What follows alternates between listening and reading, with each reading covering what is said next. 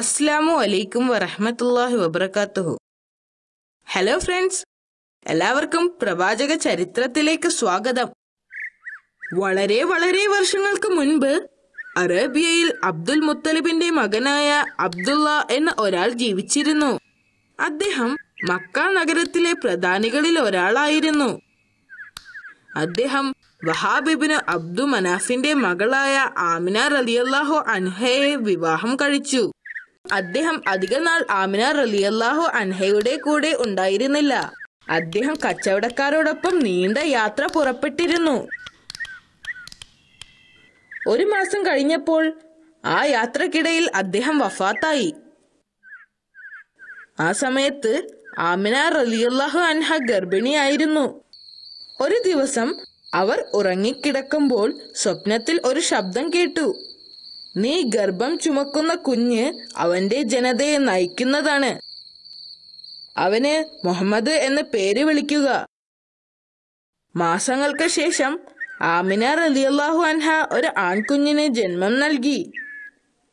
അതിനുശേഷം ധാരാളം അത്ഭുതങ്ങൾ അവരുടെ ജീവിതത്തിൽ ഉണ്ടായി.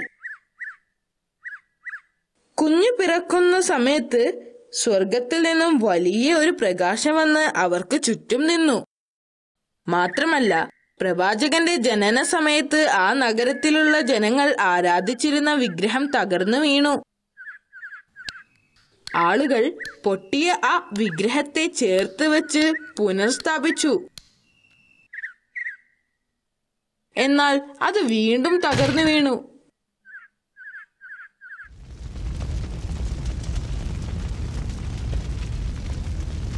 അടുത്തുള്ള സൊറാസ്ട്രിയൻ ദേവാലയത്തിൽ ആയിരക്കണക്കിന് വർഷങ്ങളായി കത്തിക്കൊണ്ടിരിക്കുന്ന തീ ചരിത്രത്തിൽ ആദ്യമായി അണഞ്ഞു.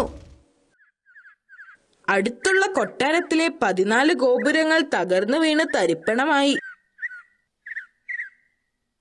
പുഴകൾ വളരെ പെട്ടെന്ന് തന്നെ വറ്റി വരണ്ടു. എന്നാൽ വർഷങ്ങളായി ഉണങ്ങിക്കിടന്നിരുന്ന നദി നിറഞ്ഞൊഴുകി. പ്രവാചകൻ തന്റെ മാതാവിന്റെ കൂടെ കുറച്ചു വർഷം മാത്രമാണ് ജീവിച്ചത്. ആ കാലത്ത് അവിടെയുള്ള ചെറിയ ബാലന്മാരെ കുറച്ചു കാലത്തേക്ക് മരുഭൂമിയിലേക്ക് അയക്കുന്ന ഒരു രീതി ഉണ്ടായിരുന്നു. അവർ വിശ്വസിച്ചിരുന്നത് മരുഭൂമിയിലെ അന്തരീക്ഷം അവർക്ക് ആരോഗ്യമുണ്ടാവാനും നല്ലതിനുമായിരുന്നു എന്നാണ്. അങ്ങനെ അയക്കപ്പെടുന്ന കുട്ടികളെ ഏതെങ്കിലും സ്ത്രീ ഏറ്റെടുത്ത് വളർത്തുമായിരുന്നു. പക്ഷേ അനാഥനായ മുഹമ്മദ് നബി മുസ്തഫ സ്വല്ലല്ലാഹു അലൈഹി വസല്ലമയെ ഏറ്റെടുക്കാൻ ആരും തയ്യാറായില്ല. അവസാനം ഹലീമ എന്ന് പറയുന്ന ഒരു സ്ത്രീ പ്രവാചകനെ അവരുടെ വീട്ടിൽ കൊണ്ടുപോയി.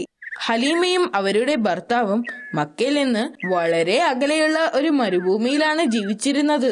പ്രവാചകന്റെ അതേ പ്രായത്തിലുള്ള ഒരു മകനും അവർക്കുണ്ടായിരുന്നു. അവരുടെ ഒട്ടകങ്ങൾക്ക് പാല് വളരെ കുറവായിരുന്നു. അവരുടെ ആട്ടിൻകുട്ടികൾ മെലിഞ്ഞൊട്ടിയതുമായിരുന്നു.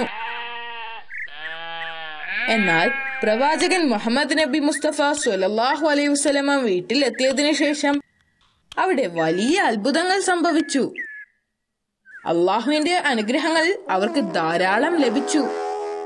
പാല് കുറവായിരുന്ന ഒട്ടകം ധാരാളം പാൽ നൽകി. അവരുടെ ആട്ടിൻപറ്റങ്ങൾ തടിച്ചു കൊഴുത്തു. ഈന്തപ്പനത്തോട്ടത്തിൽ ധാരാളം ഈന്തപ്പഴങ്ങൾ ഉണ്ടായി. ഒരു ദിവസം ഹലീമ ബേബിയും ഭർത്താവും ആടുകളെ പരിപാലിക്കുന്നതിനായി പോയ സമയത്ത് അവരുടെ മകനും പ്രവാചകനും മറ്റു കുട്ടികളോടൊപ്പം കളിച്ചുകൊണ്ടിരിക്കുകയായിരുന്നു. അപ്പോൾ ഒരാൾ കളിച്ചുകൊണ്ടിരിക്കുന്ന അവരുടെ അടുത്തേക്ക് വന്നു. അദ്ദേഹം നേരെ പ്രവാചകന്റെ അടുത്തേക്കാണ് പോയത്. അദ്ദേഹത്തിന്റെ പെരുമാറ്റത്തിൽ അസാധാരണമായ എന്തോ ഉള്ളതിനാൽ മറ്റു കുട്ടികൾ അദ്ദേഹത്തെ ശ്രദ്ധിച്ചു. ആ അപരിചിതൻ പ്രവാചകന്റെ നേരെ കൈ ഉയർത്തി. പെട്ടെന്ന് പ്രവാചകൻ ബോധം കെട്ട് വീണു. ഇത് കണ്ട കുട്ടികൾ പേടിച്ചു. ചിലർ അവിടെ നിന്ന് ഓടിപ്പോയി. എന്നാൽ മറ്റു ചിലർ എന്താണ് സംഭവിക്കുന്നത് എന്ന് അറിയാൻ അവിടെ തന്നെ നിന്നു. അദ്ദേഹം മുഹമ്മദ് നബി മുസ്തഫ സ്വല്ലല്ലാഹു അലൈഹി വസല്ലമയുടെ നെഞ്ചു കീറി. പ്രവാചകൻ അബോധാവസ്ഥയിലായതുകൊണ്ട് അദ്ദേഹത്തിന് വേദന അനുഭവപ്പെട്ടിരുന്നില്ല. ഇത് കണ്ട മറ്റു കുട്ടികൾ ഭയപ്പെട്ടു. മുഹമ്മദിനെ ആരോ കൊല്ലുന്നു എന്ന് വിളിച്ചു പറഞ്ഞുകൊണ്ട് അവർ അവരുടെ വീടുകളിലേക്ക് ഓടിപ്പോയി. ആ അപരിചിതൻ പ്രവാചകന്റെ നെഞ്ചു തുറന്ന് അദ്ദേഹത്തിന്റെ ഹൃദയം പുറത്തെടുത്തു. എന്നിട്ട് ഹൃദയത്തോട് ചേർന്ന് നിൽക്കുന്ന ഒരു കറുത്ത ഭാഗം എടുത്തുമാറ്റി ദൂരെ എറിഞ്ഞു. ആ കറുത്ത ഭാഗം ആളുകളുടെ ഉള്ളിൽ ചീത്ത വിചാരങ്ങൾ നിറയ്ക്കുന്ന ഭാഗമാണ്. പിന്നീട് ഒരു സ്വർണ പാത്രത്തിൽ നിന്നും സംസം വെള്ളം എടുത്ത് ആ ഹൃദയം കഴുകി. എന്നിട്ട് പഴയതുപോലെ യഥാസ്ഥാനത്ത് വെച്ചു. അദ്ദേഹത്തിന്റെ ദിവ്യ ശക്തിയിൽ പ്രവാചകന്റെ മാറിടം പഴയതുപോലെ അടച്ചു വെച്ചു. അത് ജിബ്രീൽ അലൈഹിസ്സലാമായിരുന്നു. നബിക്ക് ബോധം വന്നപ്പോൾ ആ മലക്ക് അപ്രത്യക്ഷമായിരുന്നു.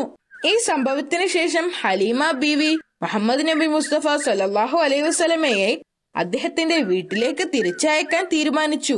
അദ്ദേഹത്തിന്റെ പിതാമഹനായ അബ്ദുൽ മുത്തലിബ് വളരെ സന്തോഷത്തോടുകൂടി പ്രവാചകനെ സ്വാഗതം ചെയ്തു. അബ്ദുൽ മുത്തലിബ് കാബയുടെ അടുത്തിരിക്കുമ്പോൾ ആരെയും തന്റെ അടുത്ത് ഇരിക്കാൻ അനുവദിക്കില്ലായിരുന്നു. അദ്ദേഹം പ്രവാചകനെ വളരെയധികം സ്നേഹിച്ചിരുന്നു. അതുകൊണ്ട് തന്നെ അദ്ദേഹം പ്രവാചകനെ തന്റെ അടുത്തിരുത്തുമായിരുന്നു.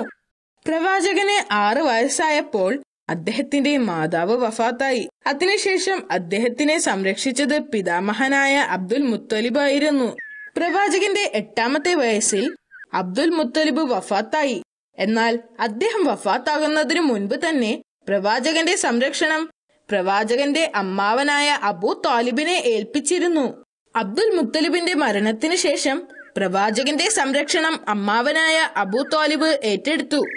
അബൂ താലിബ് വളരെ ദരിദ്രനായ ഒരു വ്യക്തിയായിരുന്നു. എന്നിട്ടും അദ്ദേഹം മുഹമ്മദ് നബി മുസ്തഫ സല്ലല്ലാഹു അലൈഹി വസല്ലമയെ തന്റെ വീട്ടിലേക്ക് കൊണ്ടുപോയി. അദ്ദേഹത്തിന്റെ ഭാര്യ ഏറ്റവും നല്ല രീതിയിൽ അനാഥനായ പ്രവാചകനെ സംരക്ഷിച്ചു. അങ്ങനെ ആ ബാലൻ വളർന്ന് വലുതായപ്പോൾ അദ്ദേഹത്തിന്റെ പെരുമാറ്റ രീതികൾ കണ്ട് അബൂ താലിബ് ആശ്ചര്യപ്പെട്ടു. കുട്ടിയായിരിക്കുമ്പോൾ തന്നെ അദ്ദേഹം സത്യസന്ധതയ്ക്കും വിശ്വസ്തതയ്ക്കും പേര് കേട്ടിരുന്നു. ആളുകളെല്ലാം അദ്ദേഹത്തെ വളരെയധികം ബഹുമാനിക്കുകയും സ്നേഹിക്കുകയും ചെയ്തിരുന്നു. ജനങ്ങൾ അദ്ദേഹത്തെ സത്യസന്ധൻ എന്ന അർത്ഥം വരുന്ന അൽ അമീൻ എന്ന് വിളിച്ചിരുന്നു. മുഹമ്മദ് നബി മുസ്തഫ സല്ലല്ലാഹു അലൈഹി വസല്ലമ എല്ലാവരോടും വളരെ സ്നേഹത്തോടും സൗഹാർദ്ദത്തോടുമാണ് പെരുമാറിക്കൊണ്ടിരുന്നത്. അമ്മാവൻ അദ്ദേഹത്തിന് പരിശീലനം നൽകുന്നതിന് മുൻപ് തന്നെ പ്രവാചകൻ ഒരു ആട്ടിടയനായി ജോലി ചെയ്തിരുന്നു.